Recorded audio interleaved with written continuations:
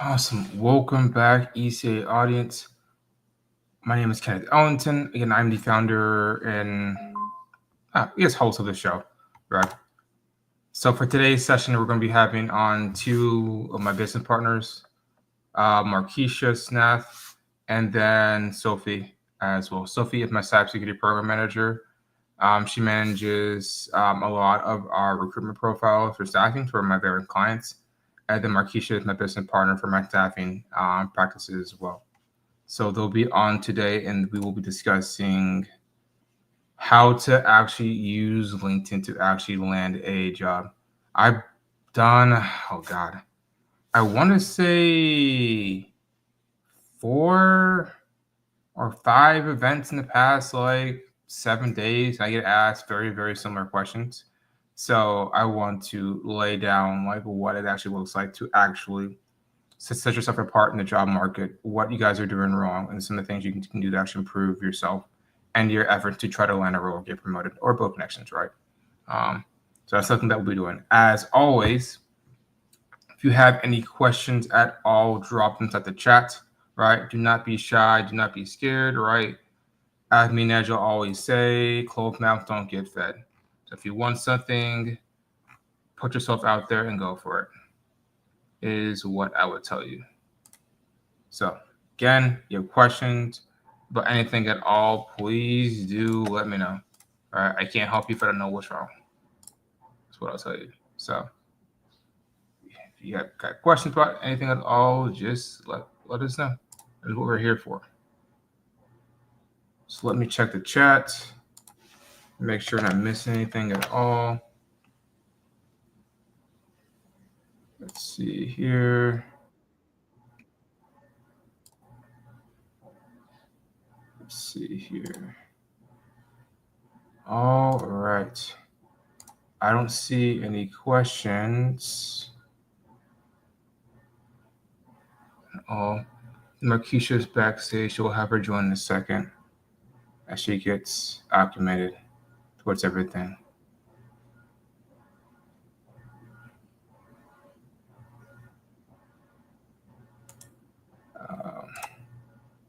So I think she doesn't have her headset on. So we'll wait until she comes on. Let me see. Wait, MarKeisha. Wait, no headset? Can you hear us? Yeah, I can hear you. Okay, all right, cool. Okay, cool. Making sure. I saw you slap your hands. Like, oh, okay, I might. Oh yeah, I can hear you. Just making sure. I don't know. I think Sophie's helping Justin out. I can't get to the class, but she'll come on. Okay, perfect. So everyone, this is MarKeisha. MarKeisha's been on a bunch of times with me before. She's one of my business partners from my staffing and consulting side.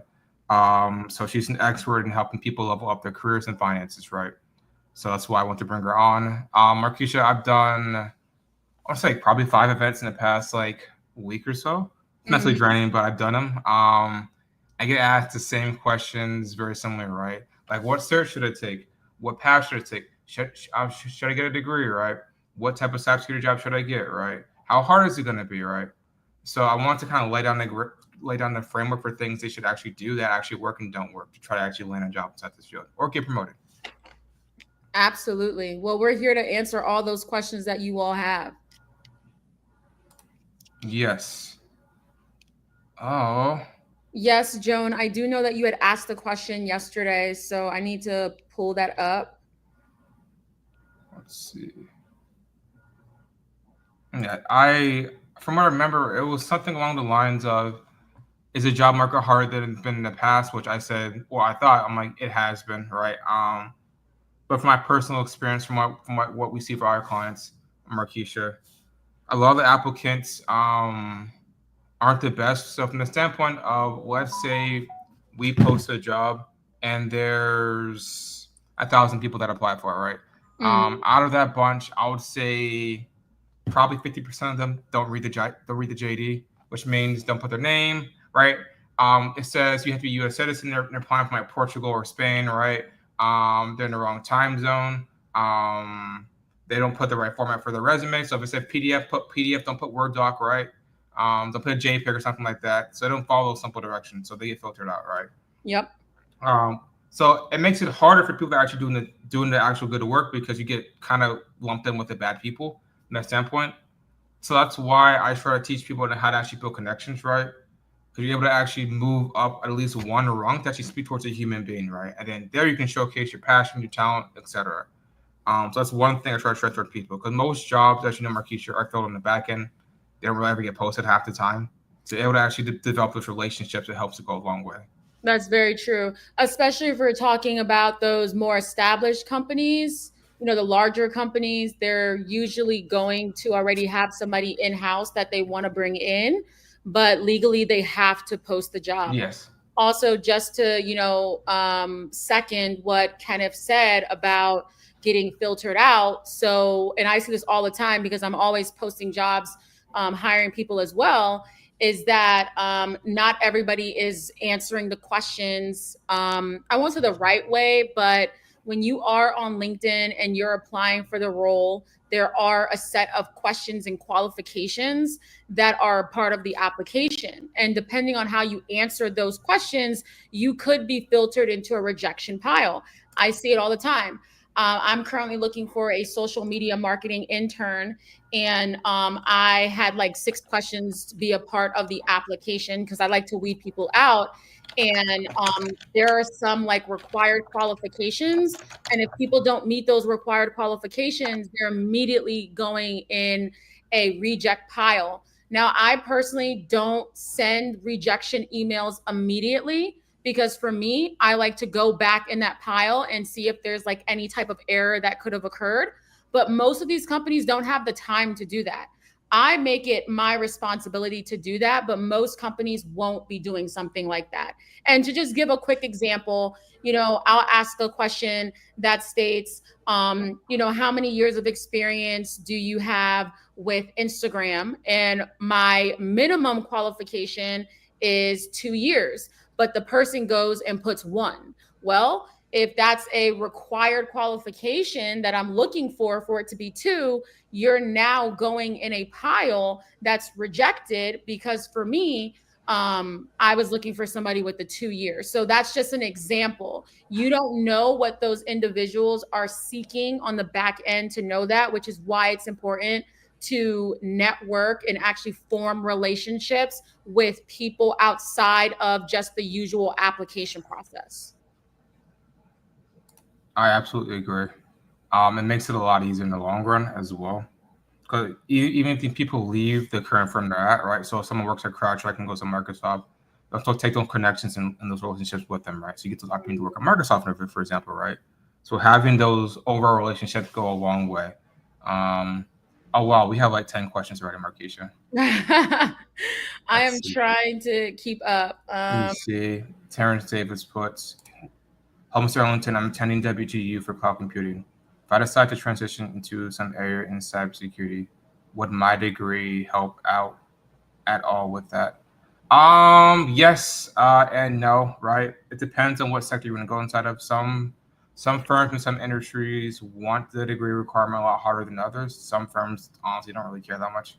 Like Dragos, for example, does not even look at your degree or certifications. They don't care about that. They care about experience and your personality. They're really big for that, right?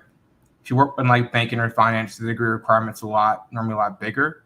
You work in the government sector, certifications are really big as well, especially for DoD. So it just depends, right? I would ask you like, what area within cybersecurity are you trying to aim for? Where do you live? What are some of your goals, right? I can give you a better sense of an answer from that. Let me see. Another one. This is from Maya Lee puts, for you, MarKeisha. What are some common LinkedIn profile mistakes that might be turning recruiters away without us realizing it?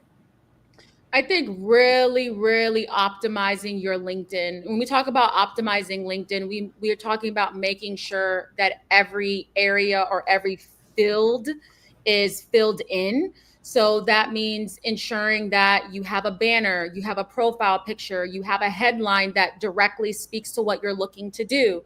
If you are looking to, and I'm just going to make this up, if you're looking to be in incident response, but your headline says that you're an administrative assistant, I mean, you're not going to get heads turned, right? Because a lot of recruiters and a lot of just regular people like you and I, we are actually searching for those people's keywords in their profile.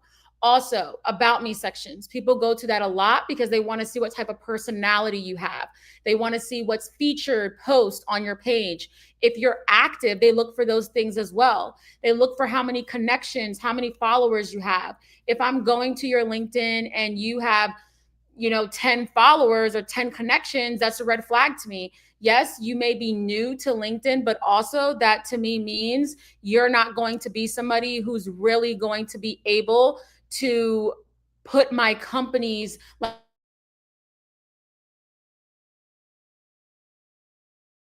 they're hiring certain people, they're looking to see how active you are on LinkedIn because that's organic marketing for them. Once you put that you work at that company, now people are going to be going to your page, they're going to see those things, and they're going to be interacting with that company because now you have just brought free following to their company. So they're looking to see how well structured your profile is, but also how strategic it is. I see a lot of people just do like cookie cutter profiles, but you really have to stand out if you want to be noticed. A lot of people are doing the same thing. My suggestion is to go look on go look on somebody's profile that's doing what you want to do. So if you want to get into project management, go type in project management and look at possibly like 15 different profiles and look for the one that stands out the most. And that's what you want to mimic. What you can also do is you can look at people's profiles that have a huge following. So like those LinkedIn voices, and you can see how they have constructed their profile, and you should follow the same thing too.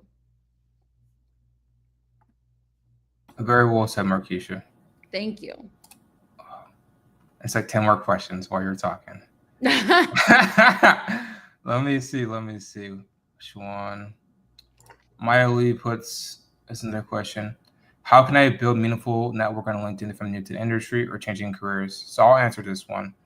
So Maya, there's a couple ways you can do it, right? The way I like to do it is I like to research people that I admire, right? So if you see someone that you're posting online constantly, right? Maybe me, maybe Henry, maybe MarKeisha, right? You can always just shout us out and you can just talk about some of the cool things we're doing. Because people like to be recognized and talk about themselves, right? So if you're able to do that, that helps out a lot with you actually getting noticed, right? There's I would first ask, where do you currently live, right? That will help me determine on what you should do. But overall, if you live in like any decently sized metro area, there's different networking events you can go to in person to develop those relationships as well, which I normally do. I probably go to a networking event like maybe 3 to 4 times a month normally, like in Frisco or downtown Dallas to meet different people. That's one option you can do as well. You can go to conferences as well, or you can post and share your stories on LinkedIn, right? Biggest thing I'll tell you is to take time to build up actual meaningful connections. So just pace yourself right and have realistic expectations for it. It won't happen like a week or a month. It takes a month to a year to build up your network, right? It took me 8 years to get towards this point, right? So it wasn't like an overnight success story. That's what I would say. Let me see. There's a lot more. I know that Joan had some questions. I'll just read one real quick. Is the market tight because of the overall job market culture? Employers are hiring less, or is this space becoming saturated with more people wanting to jump into cybersecurity? I mean, I'll answer this. And Kenneth, you can probably add to this too. In terms of the market, I want to say that employers are pretty much, I'd say right now we're in a period where a lot of companies are trying to transition over to AI, right? Like AI has been the focus for some time now. And so that has been their main focus. They're looking for people that understand AI, who can implement AI, things of that. That's where they're investing their money. Now, you may see a lot of jobs being posted regardless outside of AI, but it does not mean that companies are hiring. Sometimes companies like to just harvest resumes to have them for when the time is that they're hiring, they can go back and look at those resumes and quickly pull them. So I think that it's a mix. I want to say that the market, to be honest, I want to say, if you're in the AI space, you're good to go, right? If you're in the GRC space, you're good to go too. I'd say that other specialties have, in a sense, slowed down just a little bit. But I will say overall, it's a mix. You're going to have those companies who want to hire people, and you're going to have the mass majority kind of scaling back right now, especially with where the economy is at, with a lot of people that have been laid off. It's a lot going on right now. And people are trying to see how they can best tackle this and make that shift. I would also add, you don't also have to aim for the larger firms. There's a lot of smaller firms I personally know that are hiring a lot, right? Especially on the cybersecurity side, because they're a lot more nimble and agile, so they're able to maneuver for different contracts and different opportunities, right? So that's another area you can try to look on. So look at smaller companies like Binary Security, maybe ReliaQuest, even though they're kind of big now, right? Or Deepwatch, for example, Expel, smaller, like more boutique security firms, consulting firms that have a bunch of work to do, but they can't find the people to do it, right? Because people overlook them. Everyone wants to work on Microsoft or Deloitte or CrowdStrike or SentinelOne, for example, right? So Right. those are options you can try to look at to try to improve your chances. And the people that work there are much more likely to actually reach out towards you as well. I agree. I personally prefer smaller companies. It's just my preference. I've never liked larger companies because you're really just a number. Like, that's it. Right? You're calling the machine. Right. You're never going to be known by the CEO's never going to know you. CTO's never going to know you. CISO's never going to know you. I prefer to be known, and I prefer for my ideas to be implemented. So I go for smaller companies. That's true. Oh, gosh. Oh, this is the most question I think we ever received, like in the first 20 minutes of this. I have like 30. Oh my God, let me see. We can't even keep up. I'm saying. Let's see. Terrence puts, do you have a LinkedIn profile link we could look at that's fully optimized correctly? Probably my own, honestly. I have to say, go look at Kenneth's. I paid a lot of money to get the thing fixed, and it took a lot of years to get it fixed too. But look at shameless plug. But look at my LinkedIn profile as an example, right? It works quite well, too well sometimes. I don't have a life anymore. But check it out. Let me see. Let's see. LinkedIn user puts, hello there, people. Do you think it would be wise to create a CV on a job application? Why or why not? Some of them don't require it. Some of them require, they break it up, right? Some of them require your portfolio or your LinkedIn profile and your resume, right? So it just depends. I normally put my resume and my LinkedIn profile as well, so you get to see like who I'm connected with and like what I'm doing for posting, stuff like that. You can put your own website on there as well. Your GitHub link too, if you're like a programmer or an automation person like I am. So it just depends. Yeah, I mean, also it also depends on the type of role that you're going for. If you're more managerial, of course I suggest you have your CV. But if you are less managerial, it's you can choose which one you want. I personally don't have I really don't usually attach a cover letter, and that's just me. But it just depends, because it really depends on what particularly you would like to have on. Also, you do have people who are competing, right? So let's say 500 people have applied and 10 people have the cover letter. I mean, some of these companies may want to actually really reach out to the people with the cover letter, right? I mean, competition's steep. So but I'm not going to say it's going to make your chances better or not, to be honest. I've come across people with cover letters, and it's not, I haven't actually wanted to necessarily interview them more than others. Yeah, I say it just depends, honestly, the job or company you're going for. Let me see. Justin puts, aim for a SOC analyst role, going through the SAN doctrine program. They don't focus on specific tools. You think I'm doing myself with the service, but not focus on a tool like Splunk or Microsoft Sentinel. Again, that would depend. What area are you trying to apply for, right? What specific role? Oh, you said SOC analyst. I would say the more you're able to niche down, eventually, the better off you would probably be in the long run, right? So if you work for firms that are normally Microsoft partner heavy, then understanding how Microsoft Sentinel works is super cool. We teach both for my program that I have for ECA, right? If you work for more companies that you normally use Splunk, for example, right? Like a lot of government sector companies, firms do, like Lockheed Martin, Raytheon use Splunk pretty heavily. Then learning Splunk might be helpful as well. I know both of them pretty well because it's part of the game. I work for 13 different companies because I'm a consultant. So it just depends, right? I would say the more you're able to niche down, the better it should be. I would say learn the fundamental aspects of how SIM technologies and solar technologies work. Then you can always pivot towards whatever technology stack you want to use. It makes it easier. Let me see. This is probably for you, MarKeisha. I don't live in Virginia, so I have no idea. What are some unique companies in Quantico, Arlington area we should apply to that most don't know? And then you put SOC. So then that kind of goes back to you, Kenneth. But some unique companies. So I find a lot of companies that I've never heard of on Glassdoor. Yeah. If you go to Glassdoor and you're just looking to see, like, if you want to get into a SOC role, just type in security operations center analyst type of role. And then you're going to see a bunch of companies hiring. And I'm pretty sure it's companies you've never heard of. Those are unique companies. Yeah.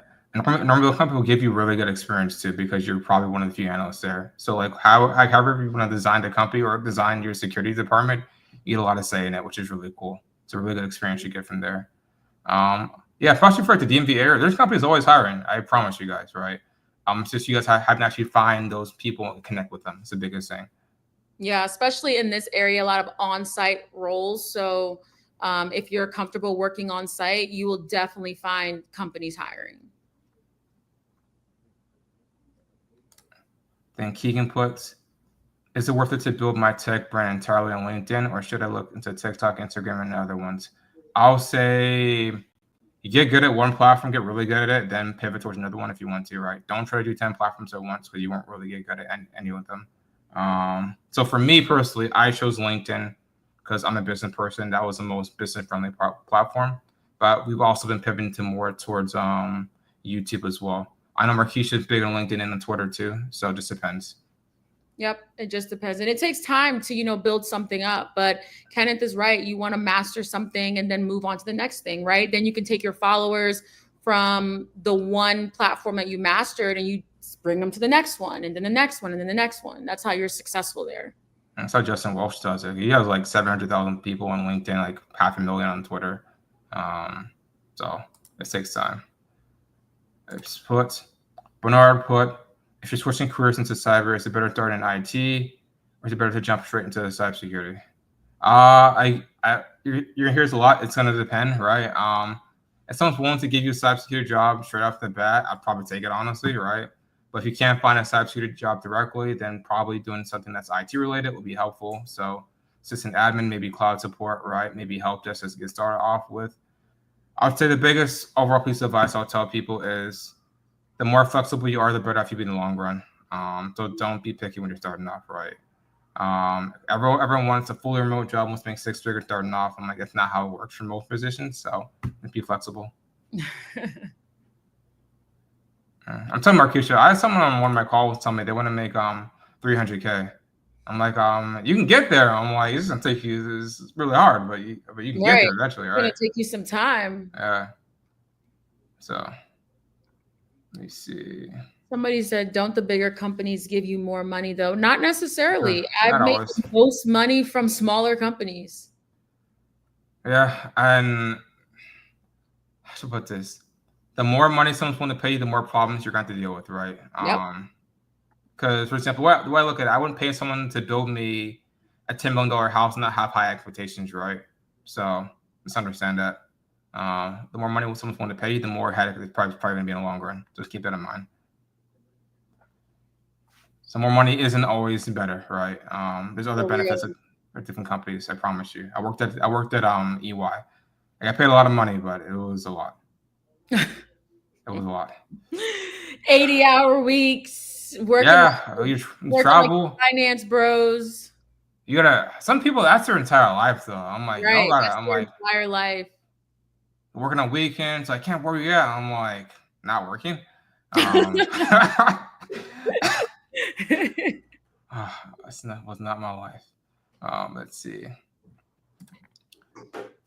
Terrence Davids puts, what's the bare minimum IT certification should a SOC analyst require? Again, that's going to depend. What area do you want to try to go in? Are you going to do more private sector, public sector? You do more DoD work. If you do DoD work, there's it's a list of certifications you have to have for different levels. So I'll tell you straight up, right? If you work for finance or different certifications, then I'm going to try to require. If you want to specialize in different technology stack, the certifications you might want to get, right? I'm a big proponent. This is what we teach for my students on getting actual hands-on technical training, right? That is probably the best way to do it. And then we teach them how to actually market and sell themselves as professionals to try to land roles.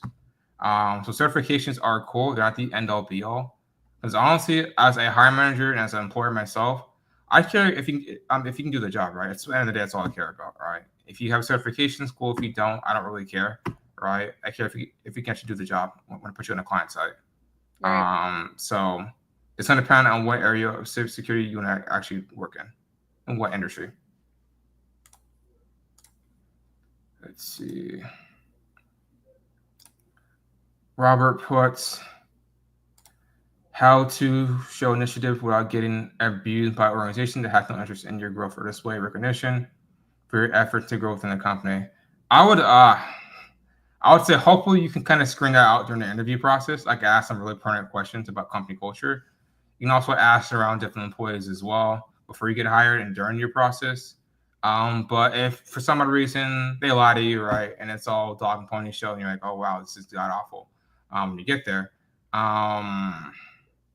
you can always try to get a different company or go towards a different team as well. If it's company wide, you're kind of screwed, honestly. But if you have to stay there for financial reasons or health benefits reasons, right? Do what you have to do, right? So just document all your processes, document your technical work, document your coding stuff, document all your processes, document conversations too. In case someone acts very ignorant and stupid, you have that on record. I've had to do that many times. So just make sure everything you have is documented.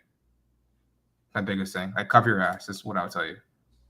Right. And I'd say nowadays, a lot of people, and I've seen it a lot, people want to overextend themselves. They want to be seen as the person who works the hardest. Like, honestly, nobody cares about that anymore.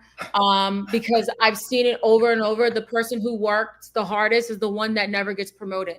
It happens all the time. Like, if you want to take initiative, take initiative at a startup.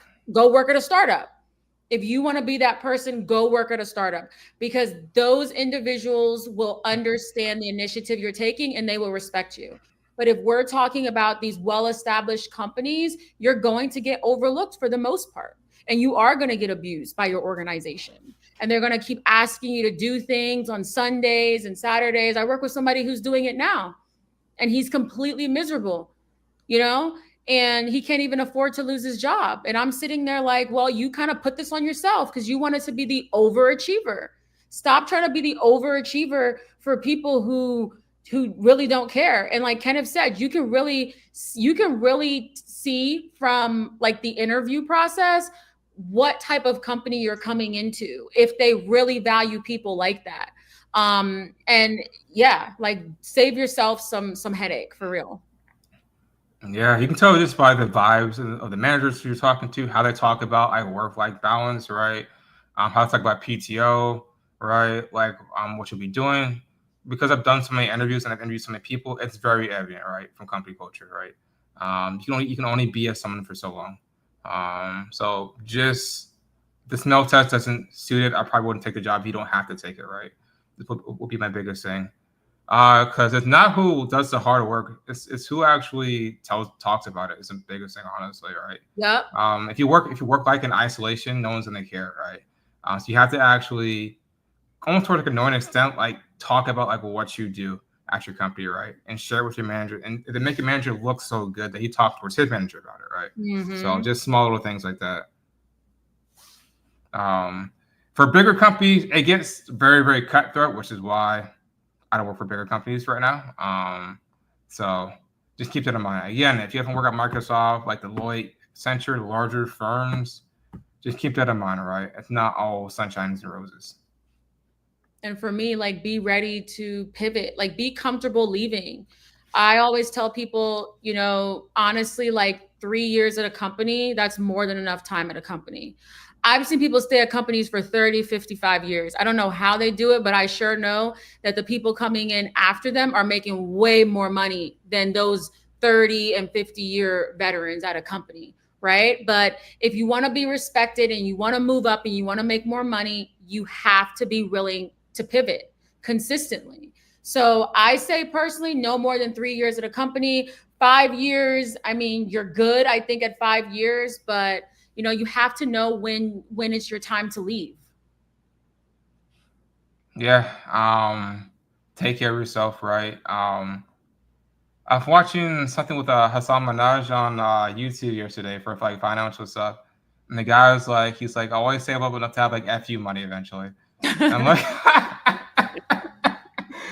oh god, I laughed so hard when he said that. But he's right though, right? So like one day, if you're like kind of screwed, you guys are kind of a-holes to me, you can leave. Right. When he said it, I'll send it towards you after the call, MarKeisha. It's really funny. But yeah. Let's see. Omar Muhammad puts, is there any websites that tell us to interview questions at Pacific Company to not get caught off guard? Glassdoor. Yeah, like Glassdoor has some interview questions, not all of them, but if we're talking again about a lot of like larger companies, people are going to post the interview questions. Yeah. I also go again, just asking LinkedIn, and people will be very honest when it's just like you and you on like a one-on-one situation. They'll be very honest and blunt about it. So if you're applying to them somewhere, if you have people that know that work at that company, just directly ask them, okay, I'm like, what is it like to work here? All right. I'll give you a very honest assessment. So that's why, again, build connections, build relationships. That helps out a lot. Let me see. Let's see here. Yes. Hard. All right. Omar, again, what interview mistakes have you noticed that we avoided? I know. Let me see if I can find it. But you can go ahead, MarKeisha. Well, I'm gonna try to find this thing. Sure. Interview mistakes to avoid that I've noticed.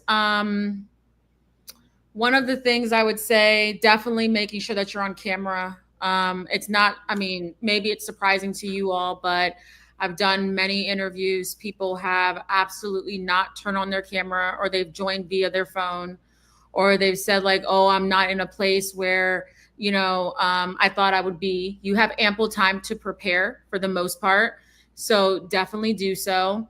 I'd also say people not knowing what the company does, the mission, the value, the vision of the company. It's really important for you to know those things and for you to do your homework in advance. It's important for you to also go not just to the website, but look into who you are interviewing. And LinkedIn allows you to easily be able to do that. And then also you have Google, right? So Google's allowing you to do those things as well. I'd also say not asking questions. I personally, and I think this really depends on your interviewer, I am utilizing that time to speak with you like we are having a regular conversation. So I think if you really know how to interject in the right time to interject, you absolutely should. You shouldn't just keep quiet and just have the interviewer asking all the questions. You should engage and ask the questions too throughout. Don't wait to the end. Yeah, I agree. And so, MarKeisha, do you know who Hampton North is, the company with Stuart Mitchell? So Ruby, one of his technical leads for Recruiter, posted a post. This was, I want to say 3 days ago, about some of the things she's seen on interviews, right? To kind of look out for. And what you said was funny, but the comments were even funnier, right? So let me share my screen and I'll showcase for people what you shouldn't do.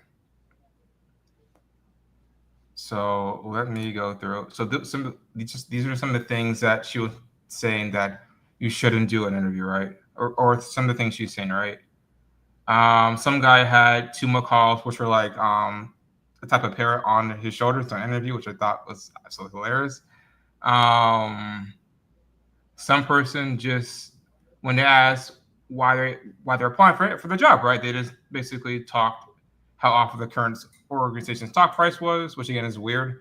Um, some guy just kept vaping on his leak code interview and tried to hide it, which I don't know why he's trying to do it during an interview. It's very weird.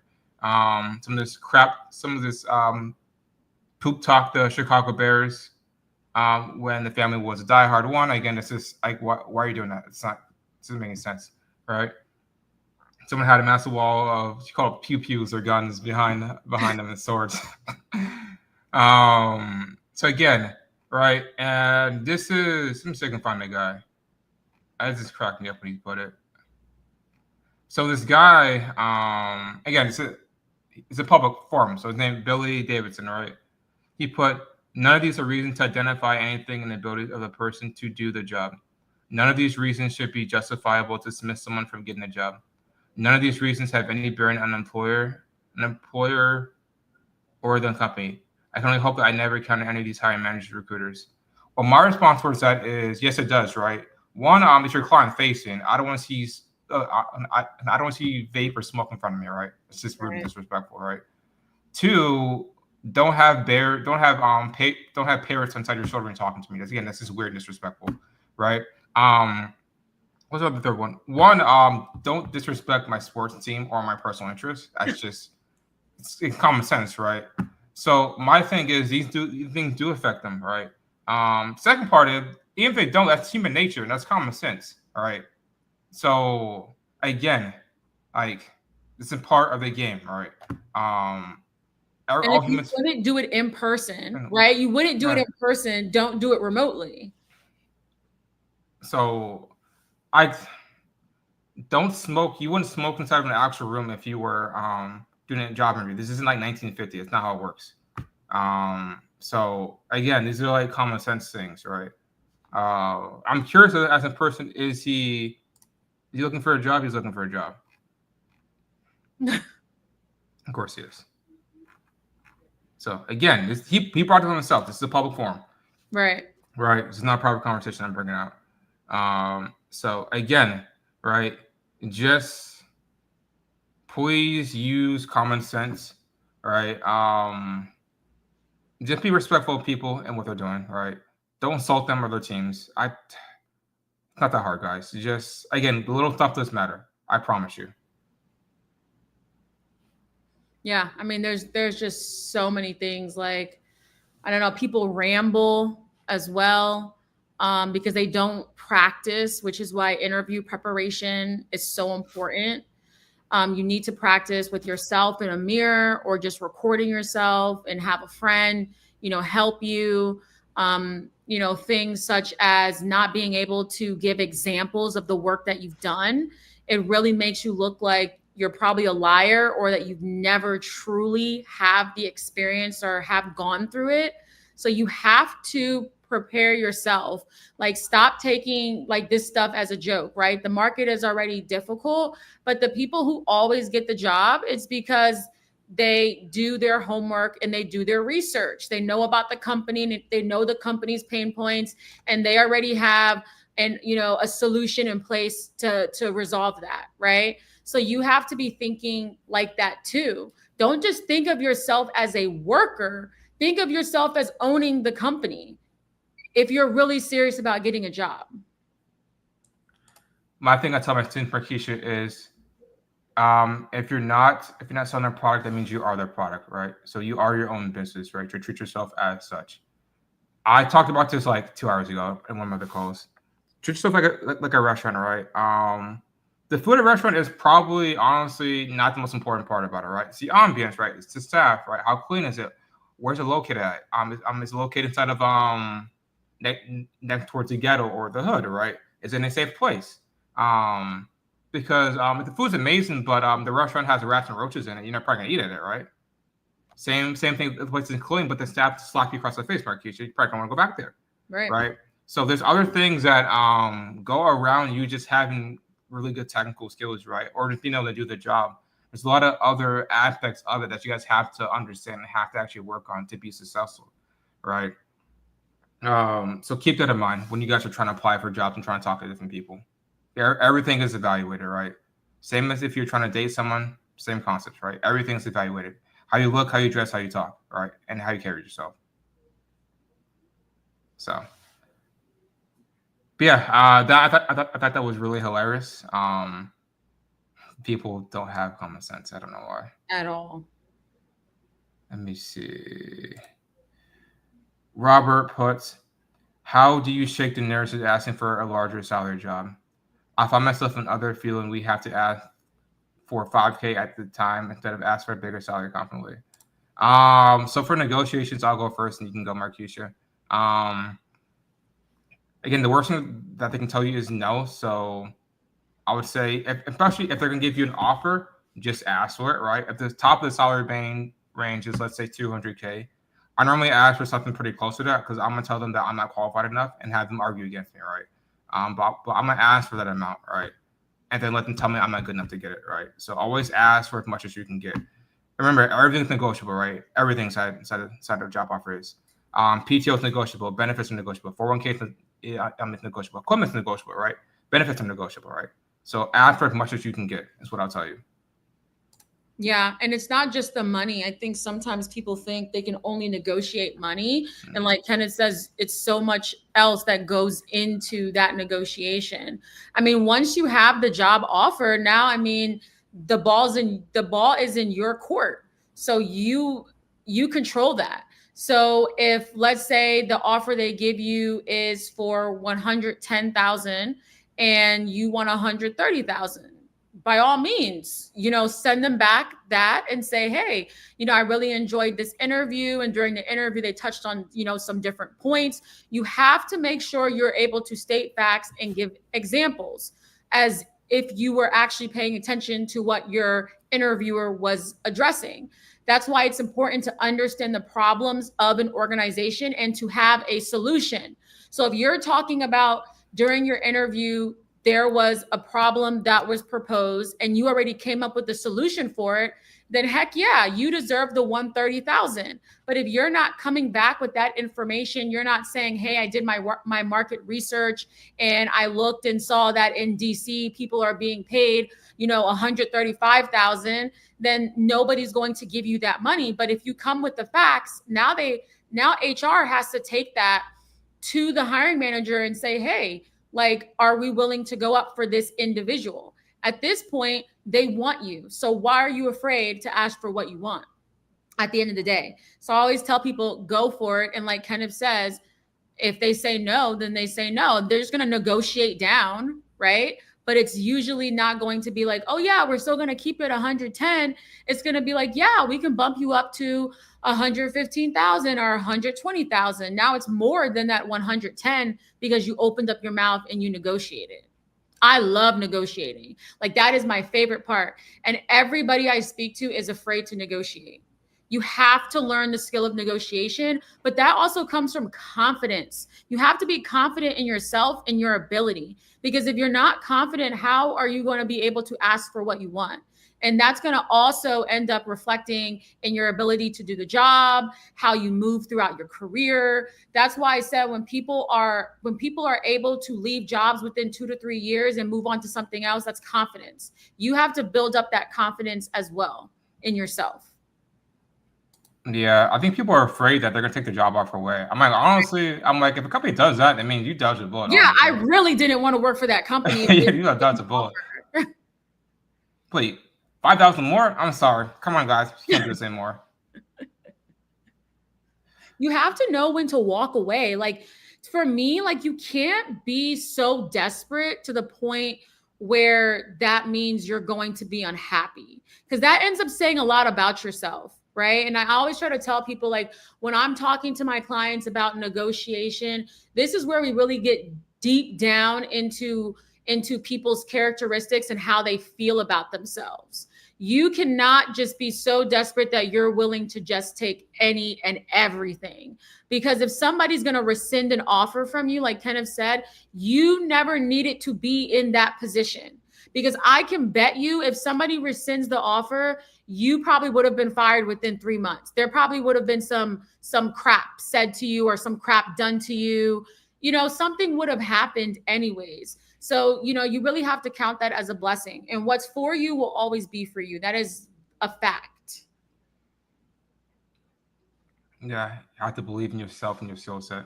Right. So always negotiate, right? Always after something more. Right. Ultimately, I mean, if you are happy with the offer that you do get and you're like, this is above what I wanted and this is above what I was going to ask for anyways, then you're fine, right? But again, if you feel like, hey, I can probably get a little bit more, then just ask, right? Right. Let me see. Questions. Terrence puts, I used to work for Verizon doing technical support for mobile devices. Is that considered IT help desk? I'd probably have to ask, what specifically did you do in that job, right? Would be my question towards you. And technically, it could be technical support, right? Yeah, technical support, and I mean, it kind of falls within the same, the same realm. So, as long as, I mean, if you want, like for IT support, if you want to make it appear as though you were doing help desk work, then you could have your bullet points be transferable to IT help desk. But for the most part, that's IT support that you did for those mobile devices. Yeah, troubleshooting, things like that. It's just about having the right language in those bullet points for you to be a stronger candidate. Let me see. Ellington user. I don't know why it doesn't show their name. I don't know why.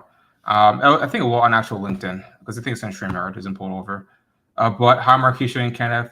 Have either of you touched base in the do's and don'ts of networking with recruiters, hiring managers, and peers on LinkedIn? Please share. Thank you. I'll go first because there's a lot.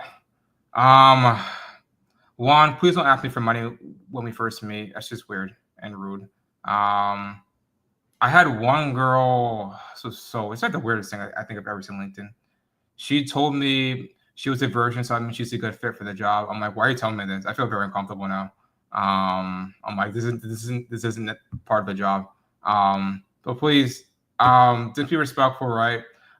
If I don't respond towards you, as you guys saw like 5 seconds ago, I probably get pinged 60, 70 times on LinkedIn per day. So I get a lot of messages on a daily basis. So I promise you, I'm not trying to spite you. I just don't see your message, right? I promise you, right? Same for MarKeisha. She's very busy like me. So if you don't respond towards you, it's not because we're trying to be rude. It's just because we have other stuff going on with our lives. So keep that in mind as well. Right? Do research, right? Understand what that person actually does. Understand that person is actually a hiring manager or recruiter, if they're technical or if they're not, right? Try to do warm outreach. So have some type of mutual connection that you're able to actually use to talk towards them would be the best bet that I would tell you to do. MarKeisha? Yeah, I'd say it's all about, relationship building, and you have to think about what is a turnoff for you, right? So how would you like to be approached by someone you absolutely don't know?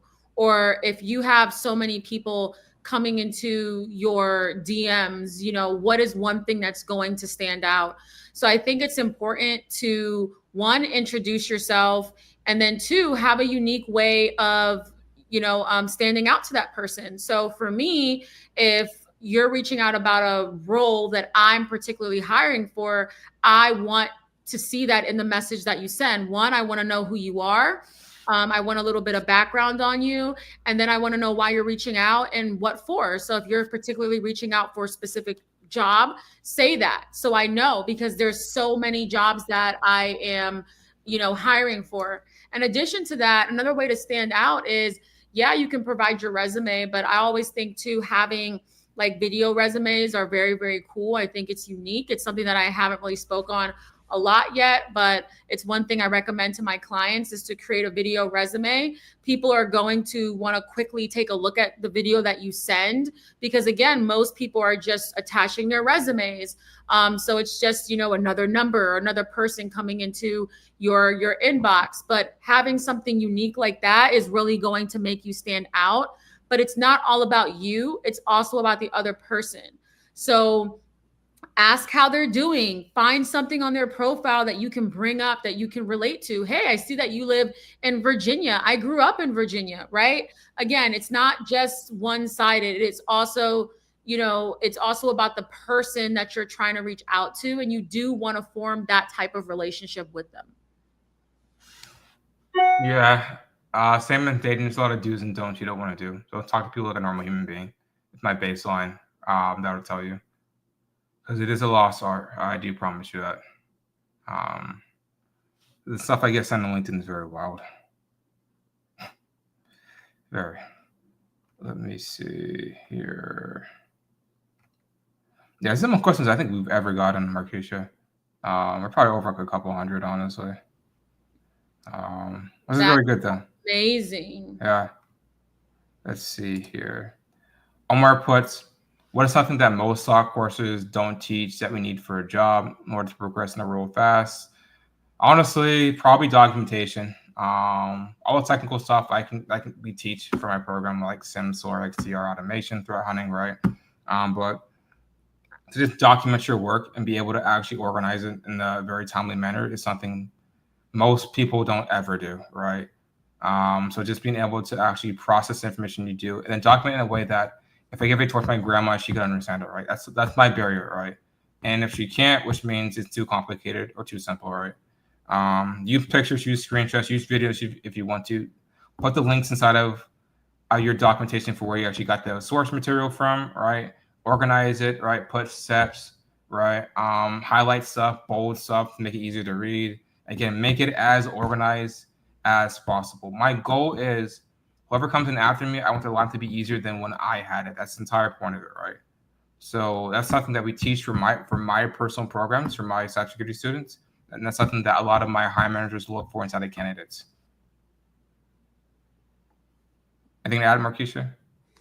Nope, I think you touched on everything. Gotcha. Let's see. Quintel, as a noob in cybersecurity, is it easier to land a government contract role or a private sector role? I mean, just depends. Yeah. Like if you have a high clearance, then possibly landing a government contract is going to be easier for you because they need people with that clearance. So for example, top secret, I've seen many people easily transition into cybersecurity into a government contract role because they had a top secret clearance.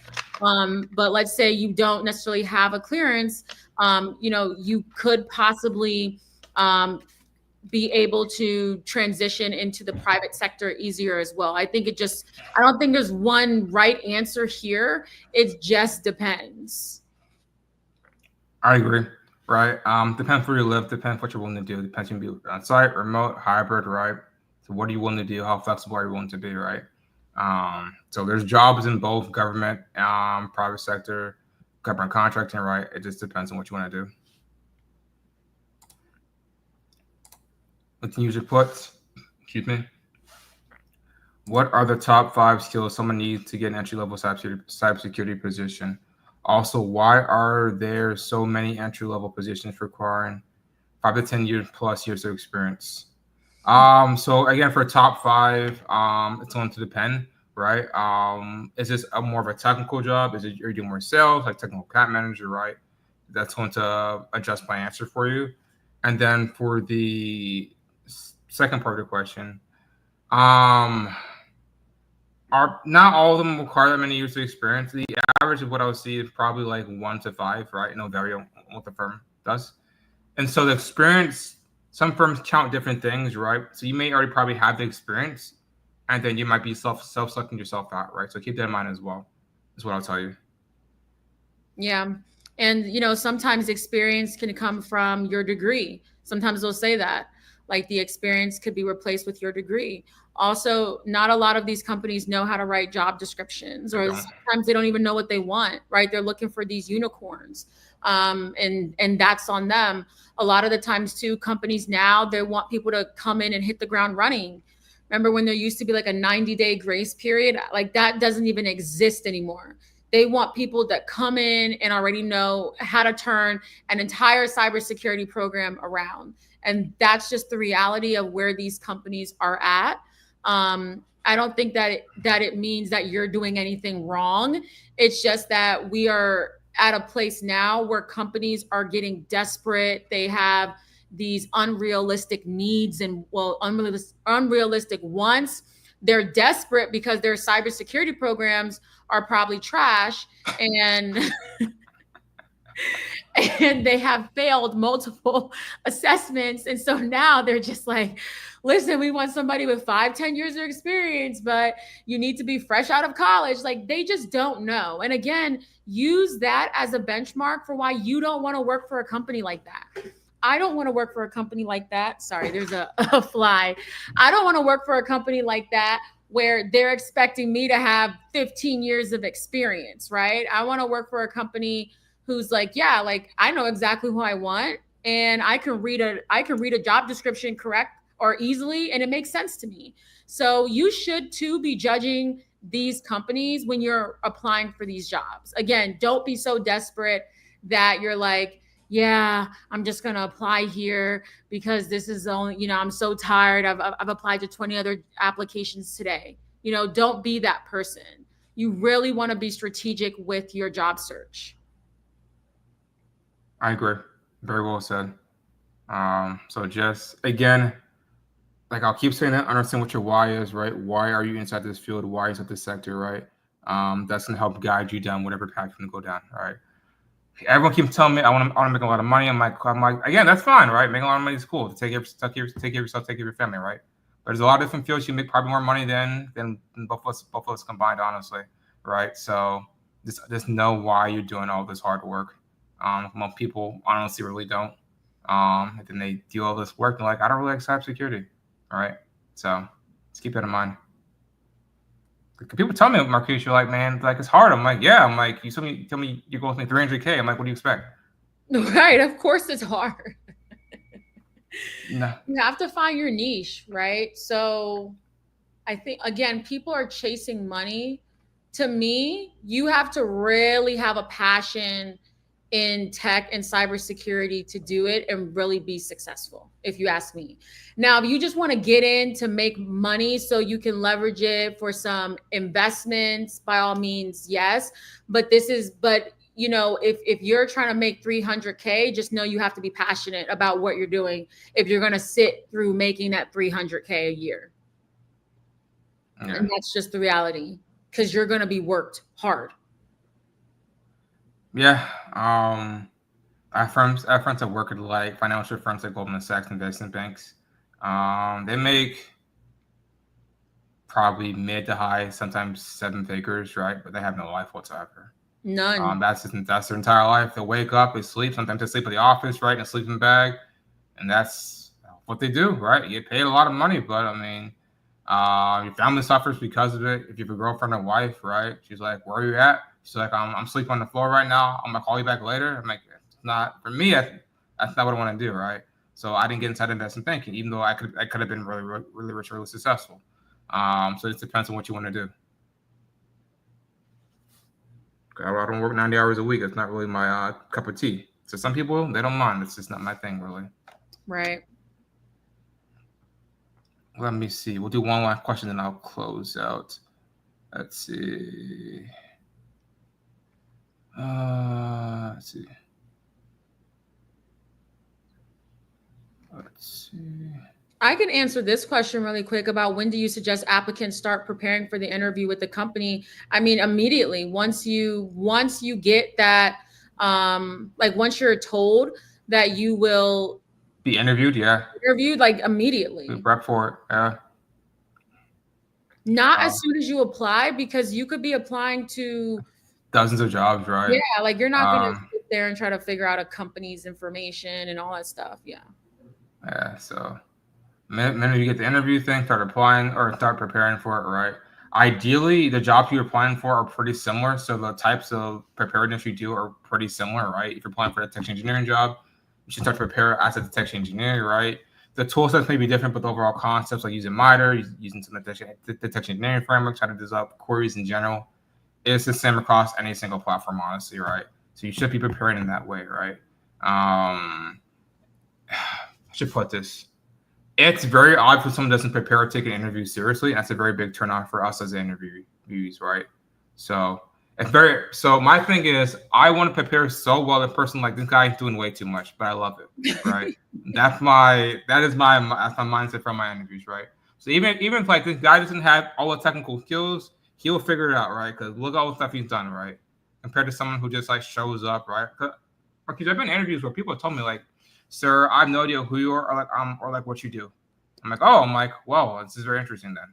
Right. Like that's weird. People are very interesting, MarKeisha. For real. Do you think you should put your pronouns in your resume? No, because I say this because DEI is out right now. So save yourself, you know, save yourself the rejection. Don't put it. Yeah. I'm trying to sneak past. I'm sitting in the worst place right now. But yes, don't put it. Just because DEI, that's that whole situation. I feel like it could just hurt you. Yeah. I don't think I have mines in my LinkedIn or resume either. People ask me, I'll tell them, but I don't put them up there. Right. Let's see. And then Terrence puts, and that's just help with my closeout. So there is no one set price. I don't do cookie cutter because it doesn't help anybody out, right? And second part is I don't sell to people that I don't think I can help you guys out. That doesn't help anybody out, right? So if you guys want more information about the program specifically, just hop on a call with me. We can go over to see can I actually help you out, right? If I can't, I might send you to MarKeisha or send you to Dahani or somebody that might be a better fit for you. All right. My goal is for you to come off better than when you found me, right? That's the entire point of it. Even that means I don't get to sell or make money from you. It's again, I'm trying to be ethical here. I'm not like a used car salesman. So you guys want more information from me, what we do. I'll put our site link down and you can scan it and then book a call with me if you want to or not. It's perfectly okay. You won't hurt my feelings. I have on MarKeisha for some of my captions as well. So you guys want to talk to her too. That is always an option. She's awesome. She's wonderful. So don't be shy. We are here to help. I would say this is for me and MarKeisha. Just do your research before you reach out towards us, right? Because again, preparing, it helps make you look like a better candidate, right? And it helps us want to actually help you reach your goals. So that's what I'll tell you. Yep. Again, but I'll probably have MarKeisha end of probably maybe mid-August or something. I'll have to book her out because she's big time and fancy. So we'll have her on again. We'll do another session like this. You guys get to have your questions answered. You guys asked a lot. Yes, we appreciated all of the questions that you all asked. I mean, these are great questions. Yeah. We try to be as honest as possible, right? So no sugarcoating, nothing, no BS, right? So again, if you guys have any questions at all, just feel free to ping us. We're on LinkedIn, right? Then we'll take it from there. Otherwise, I'll see you guys in 2 weeks. We'll be doing another more technical talk with some of my threat hunting people, threat intelligence people. But otherwise, I'll talk to you guys later. Thanks for coming on, MarKeisha. Yes. Bye, everybody.